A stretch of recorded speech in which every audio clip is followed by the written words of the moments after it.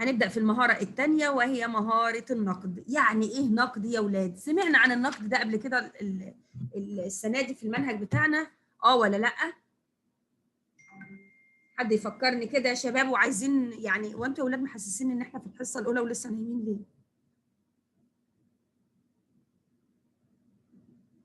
النقد ده مش احنا أخدنا في التفكير الإنساني؟ التفكير الناقد. محدش فاكر حاجة. يلا ماشي. النقد يعني ايه؟ يعني قبول او رفض اي فكرة، او اقدر اقول عدم قبول او رفض اي فكرة الا بعد ايه؟ فحصها وتمحيصها. يا اما يا اولاد ان انا اشوف يعني ايه؟ يعني اي فكرة جديدة عليا واول مرة اعرفها، انا هاخد الفكرة دي اشوف ايه هي ايجابياتها، الايجابيات بتاعتها، وايه هي السلبيات بتاعتها. والله ايجابياتها كانت افضل او اكتر بكتير من سلبياتها، هقوم اقبل الايه؟ الفكره دي. لو السلبيات عندي هي الاكتر هقوم ارفض الايه؟ الفكره. يبقى النقد يعني ايه؟ يعني ان انا لا اقبل اي فكره او ارفضها الا بعد فحصها وتمحيصها زي ما الكتاب بيقول لكم. طب يعني ايه فحصها وتمحيصها؟ يعني ان انا اشوف ايجابياتها ايه وسلبياتها. يعني خلي بالكم، الانسان الناقد ده مش اي حد يقدر يضحك عليه، مش اي حد يملي عليه افكاره، مش اي حد هيجي يقول لي بصي بقى انت سمعتي ان حصل واحد اتنين تلاته. انا مش هصدق اي حاجه كده، مش اي حاجه والسلام تتقال لي اقوم مصدقها على طول، لا. ده انا لازم اخد الفكره دي والاول زي ما بقول كده احطها تحت الاختبار، اعمل لها عمليه فحص وتمحيص علشان اشوف انا هقبلها ولا ارفضها. فهمتوا يا اولاد يعني ايه النقد؟ واحنا اتكلمنا عن الموضوع ده قبل كده. طيب النقد هنا بيقول لي يكون النقد عاده هو رقم 2 بعد الايه؟ بعد الشك من مهارات الايه يا شباب؟ من مهارات التفكير الفلسفي. يبقى المهارة الثانية عندي من التفكير الفلسفي بعد الشك هي النقد. يبقى خلي بالكم يا أولاد، يبقى النقد هي المهارة الأولى، السلمة الأولى، الخطوة الأولى اللي بيليها بعدها على طول أكبر شوية. احنا رايحين بقى في طريقنا للنقد. طيب الإنسان لما بيشك في صحة فكرة معينة بيشك فيها اولا، ثم يقوم بنقد الايه؟ الفكره عشان يشوف ايجابياتها وسلبياتها او نقاط الضعف بتاعها ونقاط القوه، ويقدم الحجج. يا اولاد لازم النقد ده عن طريق ايه؟ الحجج. اشوف ايجابياتها وسلبياتها ويا اما اقبلها يا اما ارفضها. هنا بيقول لي الا ان حقيقه النقد انه بيان لوجوه الصواب والخطا وبيان لقيمه الراي. يبقى ده اللي انا عرفته النهارده عن الايه؟ النقد. يبقى النقد انا سمعت عنه في التفكير الانساني قبل كده واخدنا التفكير الناقد. انما النقد عندي تعريفه عدم قبول اي فكره الا بعد فحصها وتمحيصها، يا اما اقبلها يا اما ارفضها. ازاي الكلام ده؟ لما بقدم اشوف ايجابياتها ايه وسلبياتها ايه، عوامل القوه او نقاط القوه ونقاط الضعف. يبقى ما فيش اي شيء بقبله وارفضه علشان حد بيقول لي الشيء ده كويس او الشيء ده وحش، لا. انا ما بصدقش غير عقلي انا. اي شيء عندي انا بشك فيه اولا، دي خصائص التفكير الفلسفي. رقم 2 ان انا بعرضه بقى وبيخضع لعمليه النقد اللي هي المرحله الثانيه. طيب انواع النقد ايه يا اولاد؟ تعالوا نمسح الشخبطه دي. عندنا نقد اسمه نقد محكم ونقد ضعيف. باختصار كده النقد المحكم اللي هو هقدم له الادله، اللي هقدم له الايه؟ الأدلة. لكن النقد الضعيف هو حاجة تانية. يبقى النقد الأول وهو النقد، تعالوا نشوف الصفحة، نزل الصفحة بتاعتنا كده. النقد المحكم. النقد المحكم هنا بيقول لي النقد المحكم تعريفه انه نقد يطبق الاسئله النقديه على كل الافكار والمعتقدات. يعني اي حاجه يا اولاد انا بعمل لها عمليه نقد لازم ادور على الادله والبراهين اللي بتدعم الرأي ده أو النقد أو رأيي أنا. يبقى مثلا لما واحد مثلا، هقول لكم حاجة، لو انا شفت دلوقتي طفل مثلا قدامي مثلا في سنه ثالثه ابتدائي ولا في سنه ثانيه ابتدائي، وانا قلت له انت ما بتفهمش حاجه يا اخي. ها، طب انت انا قلت ما بتفهمش حاجه ليه؟ لو انا ما عنديش ادله يبقى ده نقد ضعيف، يبقى ده نقد ايه؟ ضعيف. انما انا لو عندي ادله وعملت للطفل ده اختبار ستانفورد بينيه بتاع اختبار الذكاء، ومثلا طلع ذكائه 70، يبقى انا فعلا انا قلت انه ما بيفهمش حاجه عشان عندي ادله، يبقى ده نقد ايه؟ محكم. طب لو انا ما عملتلوش اصلا الاختبار بتاع الذكاء وعرفت نسبه ذكائه كام، يبقى ده على طول ده نقد ضعيف، ما عنديش ادله وبراهين. ايه اللي بيبرر؟ ايه اللي خلاني اقول له انت ما بتفهمش؟ هو اي كلام كده؟ لا، يبقى ده نقد ايه؟ ضعيف، لان انا ما عنديش المبررات. فهمتوا يا شباب؟ فهمتوا الفرق ما بين النقد يبقى انا الاول هنا انا عملت اختبار ذكاء للطفل، اختبارات ذكاء، والطفل ده مر باختبارات ذكاء كتيره وعرفت نسبه ذكائه انها منخفضه، عشان كده انا ممكن اقول ان انا قلت انه ما بيفهمش. او برضو العكس يا ولاد، بلاش اللي هو المثال بتاع ما بيفهمش ده. ممكن نقول اجيب طفل واقول الطفل ده عبقري، مفيش بعد كده. طب ايه يا عم اللي انت عملته علشان تقول ان الطفل ده عبقري؟ انا عملت له اختبار ذكاء وطلع ذكائه 150. لا ده ما شاء الله عبقري بجد. فهمتوا؟ يبقى ده نقد محكم. طب لو الطفل اللي انا بقول عليه عبقري ده ابني، بصوا انا ما شاء الله ذكي ذكي ذكي، يعني ذكاء ما فيش بعد كده، انا بقول على ابني. طب انت بتقولي على ابنك كده ليه؟ لا انا عارفه، انا عارفه وحاسه انه ذكي عبقري الواد، ما فيش بعد كده. طب يبقى انا ما عنديش الادله اصلا، انا بس يعني قلت كده لانه ابني، يبقى ده نقد ضعيف. انما لو هو خضع لاختبارات الذكاء وطلع ذكائه مثلا 150 او اكتر او 140، يبقى فعلا ده ذكي بشكل كبير، و او نسبه ذكائه عاليه، عشان كده اقدر اقول ان هو ان انا بقول عليه انه عبقري. تعالوا ناخد المثالين او نشوف هنا يا اولاد في الكتاب. هنا بيقول لي النقد اللي بيطبق الاسئله النقديه على كل الافكار والمعتقدات زي ما احنا اتفقنا. ها، طب عايزين ناخد المثال ده، النقد اللي هو بالادله والبراهين. نقد كانت الفكر الفلسفي السابق، او اللي كان بيهتم بالبحث فيما وراء الطبيعه.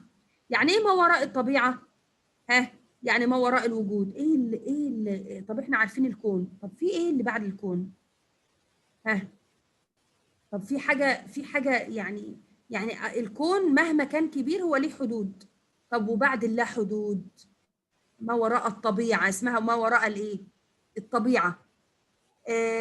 اشياء بعيده عن الواقع، اشياء كلها بعيده عن الواقع اللي احنا عايشين او اللي احنا نعرفه، ملهاش اجابات.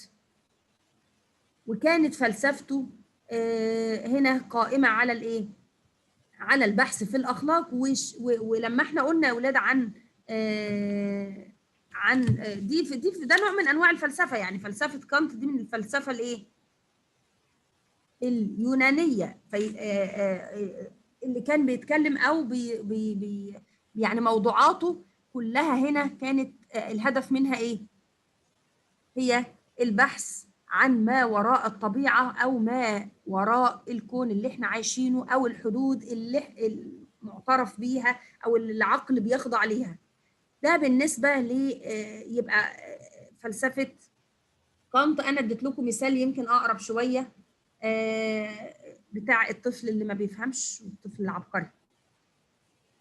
النقد الضعيف هو نقد بيستخدم للدفاع عن معتقدات احنا بنؤمن بيها، زي ما انا قلت ان ابني ده عبقري وانا ما عنديش اصلا الادله اللي بتقول ان نسبه ذكائه خارقه مثلا، لا. ولكن انا يعني هنا النقد بيكون بغرض التبرير وليس بغرض الايه؟ الفهم والاختيار. تبقى المدرسه اصلا بتشتكي منه في المدرسه واقول عليه عبقري. طب ليه بتقولي عليه عبقري؟ ابني. فاهمين؟ يبقى ده يا ولاد النقد الضعيف الهدف منه التبرير وليس الفهم والاختيار ما بين بدائل. هنا بيقول لي المثال اللي موجود هنا في الكتاب: مهاجمة رئيس تحرير جريدة مشهورة لأحد اللاعبين بفريق كرة القدم المنافس للفريق اللي بيشجعه. طب انت يعني ايه مجال النقد؟ طب ليه بتهاجم اللاعب ده؟ اصل اللاعب ده في فريق الاهلي وانا زملكاوي، او العكس. طب ده مبرر؟ ها، لا، ده غير مبرر. يعني انت ما عندكش الادله. طب انت بتنتقده ليه؟ ما انا عشان ببرر الهزيمه بتاعت مثلا النادي بتاعي، مش ان انا عايز افهم. لا، يبقى ده الفرق ما بين الاثنين. طب تعالوا نشوف الموقف اللي بعد كده. هنا بيقول الأستاذ وتلميذه: كان أفلاطون أستاذ لأرسطو قرابة 20 عام، ومع ذلك نقده أرسطو حيث تجرد من حبه لأفلاطون وأخذ موقفا قريبا من الموضوعية، وهو ما عبرت عنه عبارته الشهيرة: إنني أحب أفلاطون وأحب الحق ولكن حبي للحق أعظم. ده نقد إيه يا ولاد؟